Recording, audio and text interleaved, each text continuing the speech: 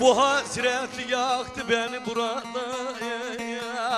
Şimdi ben köyüme nasıl döneyim, döneyim, döneyim, döneyim. Kimim kaldı kime geleyim, döneyim.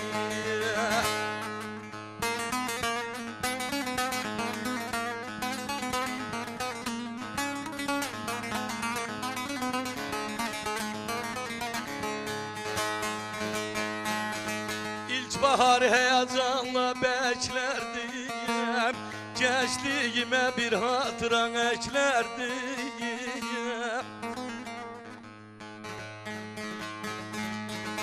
Tarlasında gezip yemlik toplardım. Şimdi ben köyüme nasıl döneyim, döneyim, geleyim, döneyim. Kimim kaldı kime geleyim, döneyim.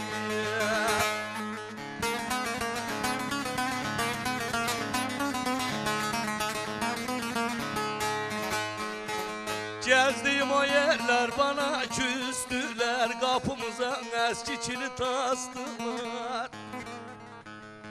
İlgar ümidimi kestiler. Şimdi ben köyüme nasıl döneyim, döneyim, döneyim, döneyim. Kimim kaldı kime geleyim, döneyim.